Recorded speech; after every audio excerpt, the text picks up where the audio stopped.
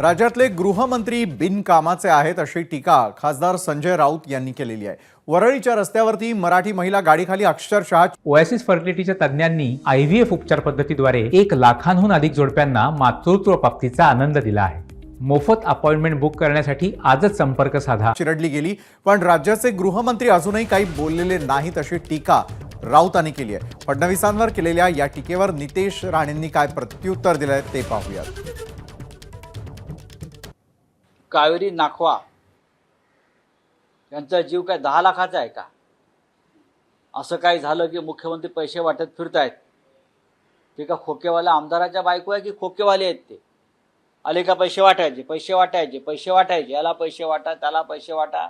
कायदा सुव्यवस्था या राज्यामध्ये रस्त्यावर नग्न झालेली आहे, चिरडून मरते आहे। या राज्याचे गृहमंत्री, मी व्यक्तिगत म्हणत नाही, युजलेस गृहमंत्री आहे। आतापर्यंत इतकी मोठी दुर्घटना मुंबईच्या रस्त्यावर घडली, गृहमंत्र्याकडून साधं निवेदन आहे, साधी संवेदना नाही आहे। अशा प्रकारचा गृहमंत्री या राज्याला मिळाला आहे, दुर्दैव आहे। गृहमंत्री कोणत्या दबावाखाली आहे? का गृहमंत्री म्हणून स्वतःची काय जबाबदारी आणि कर्तव्य ते पार पाडतात की नाहीत?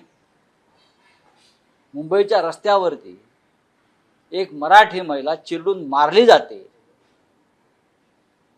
तिच्या किंकाळ्या त्यांच्या कानापर्यंत पोचत नाहीत, आक्रोश त्यांच्या कानापर्यंत पोचत नाहीत, आणि फक्त पैसे दिले, पैसे दिले। तुमची पैशाची मस्ती आहे ना, ती मुंबईची जनता उतरवल्याशिवाय राहणार नाही। शिंदे फडणवीस हे लक्षात घ्या। त्याला स्वतःचा मालक उद्धव ठाकरे हा स्पाइनलेस आहे हे त्याला अजूनपर्यंत दिसलेलं नाही।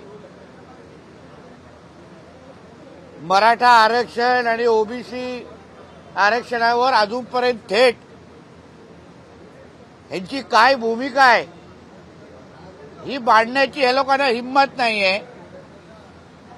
आणि दुसऱ्यांना युजलेस बनवण्याच्या अगोदर, बोलण्याच्या अगोदर, तुझा मालक उद्धव ठाकरे किती मोठा स्पाइनलेस आहे ह्याचा पहिला तू अंदाज घे। नमस्कार। मनसुद्धा तुझं ही वेगळ्याच प्रकारची मालिका तुम्हा सगळ्यांना खूप आवडली होती। याचा दुसरा सीझन कधी येणार अशी विचारणा झाली। प्रतीक्षा संपली आहे मित्रांनो, येतोय मनसुद्धा तुझाचा दुसरा सीझन। होई मन सुद्धा